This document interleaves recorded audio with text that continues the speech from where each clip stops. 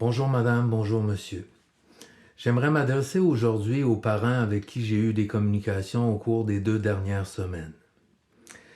Il s'agit de parents qui ont des causes avec la protection de la jeunesse. Donc j'aimerais donner un suivi approprié à ces parents-là, suite aux discussions qu'on a eues ensemble. Donc cet après-midi vers 2 heures, j'ai contacté un huissier qui a signifié une mise en demeure au ministre délégué à la Santé et aux services sociaux, M. Lionel Carman. Donc, je vais vous lire la teneur de cette mise en demeure.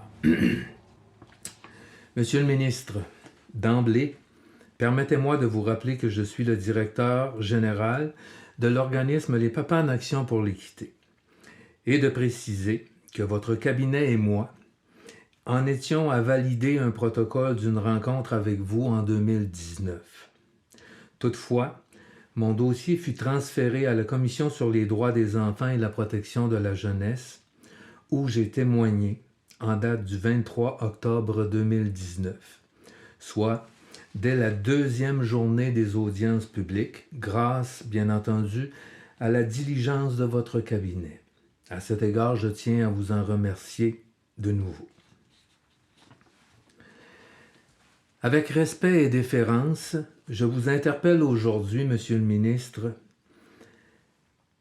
après avoir constaté l'ampleur des souffrances vécues par un grand nombre d'enfants et de parents québécois, quant à la mise en application de l'arrêté ministériel 2020-006 en raison de la COVID-19. Selon mon opinion, l'existence d'un préjudice sérieux est manifeste et dominante, notamment en raison de la stigmatisation et de la discrimination qui affectent en ce moment les personnes visées par le dit arrêté. Par conséquent, je vous prie de prendre acte de la demande d'injonction interlocutoire provisoire en vertu de laquelle je m'apprête à saisir la Cour supérieure du district de Québec, et ce, en y joignant en preuve de nombreux témoignages bouleversants. Attendu les circonstances fluctuantes avec lesquelles nous sommes tous appelés à composer en ce moment, j'ai cru pertinent de solliciter votre bienveillance par la présente. Avant que la dite demande ne soit émise et timbrée, je propose donc de convenir au préalable d'une solution commune dans un esprit visant l'intérêt public, et ceci eut égard aux conclusions recherchées. De plus, un exemple des dits témoignages enregistrés a été transmis par courriel à un membre de votre cabinet. Vu l'extrême urgence d'agir, j'apprécierais recevoir un suivi approprié dans un délai de 48 heures et au maximum de 72 heures. Daignez, Monsieur le ministre, croire à l'assurance de mes sentiments les plus dévoués. Maintenant, je vais vous lire un petit paragraphe ou deux qui font partie de l'injonction, la demande d'injonction.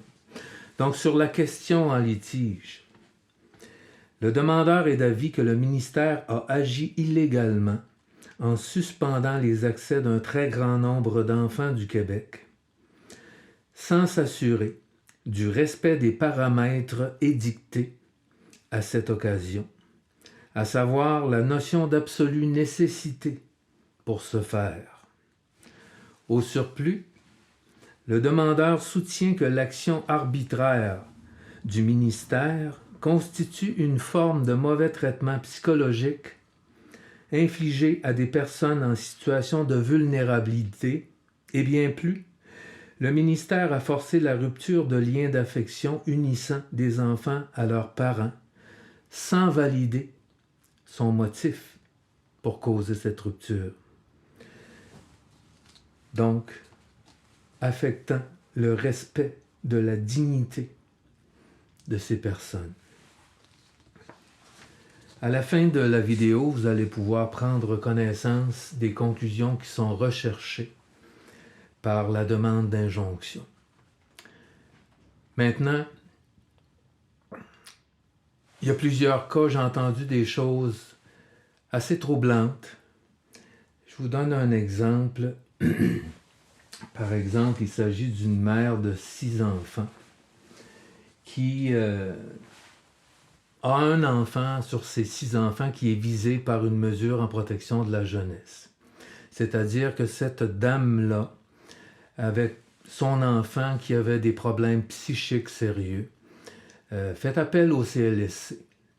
Toutefois, le CLSC a recommandé à la dame de s'adresser à la protection de la jeunesse. Donc, il en résulte qu'elle a signé une entente volontaire de placement temporaire de son garçon.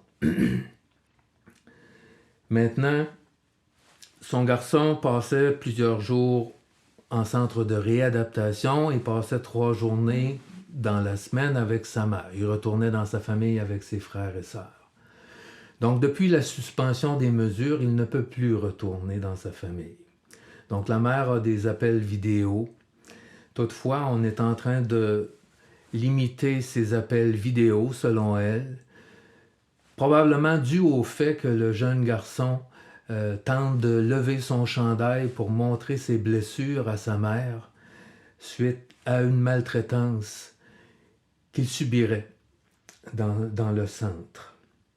D'ailleurs, à cet égard, la mère m'a aussi raconté que son fils, à un moment donné, on lui demandait de lire un document et il ne voulait pas le lire, donc il s'est rebellé, il a fait une crise. Et l'agent de sécurité a dû intervenir. Donc, dans cette intervention-là de l'agent de sécurité, malheureusement, on a cassé une jambe de ce garçon-là. Et de plus, il semble qu'il soit souvent mis en mesure, qu'on dit, de mesure de contention.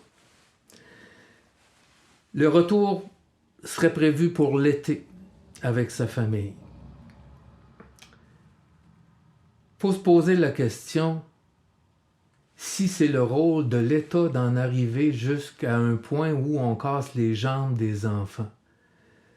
OK, je comprends que ce n'est pas intentionnel, toutefois, l'enfant fait des crises parce qu'il veut être avec sa mère. Il veut être avec ses frères et sœurs. Et aussi, ses frères et sœurs s'ennuient de leurs frères. Alors, je ne comprends pas pourquoi, mais retourner cet enfant-là à sa mère, qu'elle le prenne dans ses bras et qu'elle lui donne l'affection nécessaire. Et elle veut, c'est ce qu'elle demande. Je comprends que l'État a un rôle à jouer dans la protection de la jeunesse, mais où en sommes-nous rendus? Et la mère veut prendre soin de son enfant, qui serait censé retourner avec elle à temps plein ou cet été même. Je vous donne un autre exemple qui est encore plus triste, qui m'a plus touché en tout cas. Il s'agit d'une maman de 4 enfants. Donc elle a 3 enfants plus jeunes qu'elle a à temps plein avec elle. Mais son premier enfant, au moment où elle a enfanté, elle n'avait que 16 ans. Donc, à ce moment-là, elle a signé mesure de placement jusqu'à majorité. Donc, sa fille, aujourd'hui, est âgée de 17 ans. Et puis, la mère tente tant bien que mal de récupérer sa fille, audience après audience devant le tribunal, démarche après démarche. Et à travers de tout ça, elle s'occupe de ses 3 autres enfants. Maintenant, au moment où j'ai parlé à cette dame-là, elle venait tout juste d'apprendre que sa fille s'était taillardée les cuisses et les jambes avec une lame de son aiguisoir. Ensuite, on a transféré cette fille-là dans un autre centre Mais dans le centre où elle était, il y avait 4 cas positifs de la COVID-19. La jeune fille a été transférée sans avoir été testée d'après les informations de la mère et sans avoir été mise en quarantaine, alors que la mère est tout à fait disposée à prendre soin de sa fille et que sa fille veut retourner avec sa mère. Okay, il s'agit peut-être d'un cas qui est grave, de problèmes psychologiques. Oui, j'en suis conscient. Toutefois, mon cœur me dit que cette jeune fille-là, qui va bientôt avoir 18 ans et qui de toute façon va être sortie des centres de réadaptation après avoir passé une partie de sa vie de famille d'accueil en famille d'accueil, et depuis quelques années, elle est en centre de réadaptation. Mais mon Dieu, ne serait-elle pas mieux avec sa mère? C'est sûr qu'on me dira que je n'ai pas les qualités professionnelles pour en juger. Bien entendu. J'en suis conscient. Je vous donne un autre exemple là, qui est moins touchant. Il s'agit d'un papa qui m'appelle et qui me dit que lui a un bon dossier avec son enfant, tout va bien, c'est positif, tout est favorable, il est en retour progressif. Son enfant était censé retourner avec lui au mois de juin. Et puis, là, il était en confinement, dans sa maison, avec son jeune adolescent de 15 ans, en région éloignée. Et puis, dans la première semaine d'avril, la DPJ est venue chercher l'enfant pour aller le placer dans un centre dans la région de Montréal. Écoutez, je comprends qu'il y a un décret et que, toutefois, ce décret-là nous dit que, oui, la DPJ, bien entendu, a reçu le mandat et a le pouvoir discrétionnaire de prendre les décisions. Toutefois, ce qu'on constate, c'est du mur à mur. Il ne semble pas avoir beaucoup de variantes jusqu'à date. Comment est-ce qu'on explique qu'un garçon de 15 ans qui est en retour progressif avec son père et que dans pas grand temps, ils vont être probablement ensemble, éventuellement, et que tout va bien, ils sont heureux, sont en confinement, et qu'on place cet enfant-là dans un milieu où il y a plein de personnes qui circulent, dans une région où il est beaucoup plus à risque? Alors que le décret nous dit que oui, la DPJ peut prendre des décisions, mais en fonction d'une question de santé publique. Est-ce qu'il y a un risque à la santé publique? Est-ce qu'on vient d'éliminer un risque pour la santé publique des Québécois? J'ai plutôt l'impression qu'on vient d'en créer un. Écoutez, je pourrais vous en parler longtemps. J'ai entendu beaucoup de choses au cours des dernières semaines. Et c'est d'ailleurs pour cette raison que j'ai agi auprès du ministre. Et j'espère que dans les prochains 48 ou 72 heures, que j'aurai des nouvelles de M. Carman. Et c'est dans un esprit de collaboration pour le bien-être des enfants et de leurs parents. C'est pas pour une question de confrontation. Au contraire, je pense qu'il faut trouver des solutions. Et je pense à la madame avec son jeune garçon qui a fait une crise. Mais là aussi, ce garçon-là, on a interrompu tous ces services psychologiques qu'il recevait à cause de la COVID-19. Je pense que cet enfant-là serait mieux avec sa mère et qu'on offre des services de première ligne à cette famille-là pour leur venir en aide. Et s'il le faut, des services à domicile. Et d'ailleurs, c'est ce qu'on propose dans le mémoire qu'on a déposé à la commission Laurent, c'est-à-dire le mémoire qui s'intitule La rupture forcée parents-enfants et l'imputabilité de l'État. Donc, on propose un modèle qui est en 3 niveaux. Au premier niveau, je pense que ça devrait être un organisme indépendant qui reçoit les signalements, okay, comme un organisme central qui peut être dans n'importe quelle région du Québec, qui traite les signalements pour l'ensemble de la province, mais avec un profil, une idée de rechercher les cas dangereux. avec un esprit de dangerosité. Donc, ces cas de dangerosité seraient traités immédiatement avec une intervention policière, par exemple. Et que chaque région dispose par la suite d'une cellule multidisciplinaire. Et dans les grandes régions, on peut supposer que cette cellule multidisciplinaire pourrait se déplacer sur le territoire. Donc, une cellule composée d'un policier, d'un avocat, d'un médecin, d'un psychologue, de travailleurs sociaux, que tous ces gens-là reçoivent, idéalement, les membres de la famille ensemble, si c'est possible. Mais toutefois, qu'on étudie le dossier d'une façon multidisciplinaire, en partageant l'information, pour en arriver à la décision, à savoir, c'est quoi le traitement qu'il faut donner à cette famille-là? C'est quoi le service de première ligne qu'il faut rendre à la famille pour trouver une solution à leurs problèmes, pour régler leurs problèmes, pour maintenir leurs liens?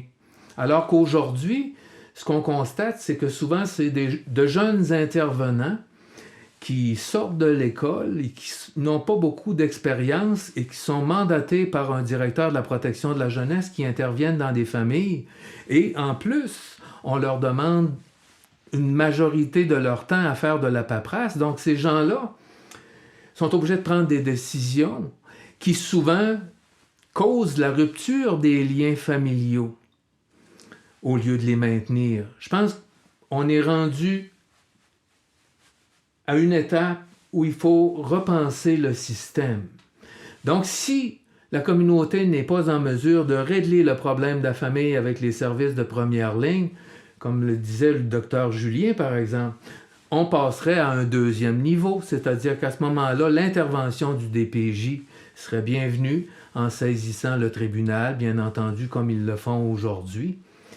Et, en troisième niveau, qu'on se dote d'un organisme qui chapeaute tout ça dans l'intérêt de l'enfant et dans l'intérêt de la famille et des parents pour vérifier, s'assurer que toutes les mesures qui ont été prises l'ont été en respect de l'intérêt de l'enfant et de la famille.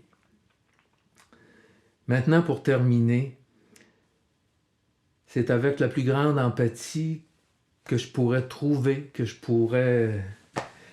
Je ne sais pas comment dire ça, mais j'envoie dans l'inconscient collectif un message de réconfort à toutes les familles qui sont affectées par la situation aujourd'hui et qui ne peuvent plus voir leurs enfants, et notamment pour ces enfants-là, parce que dans les témoignages que j'ai eus, il y a beaucoup de gens qui pleurent. Il y en a d'ailleurs qui ont pleuré au téléphone pendant plusieurs minutes avec moi. Donc, c'est une situation qui est douloureuse. Alors, mon plus grand réconfort aux parents. Et j'envoie aussi un message d'espérance, puisque j'espère que très bientôt, on va pouvoir en arriver à une solution qui serait plus juste et moins discriminante pour ces gens-là, pour ces familles-là qui sont affectées en ce moment. Alors, je vous remercie beaucoup. À une prochaine fois.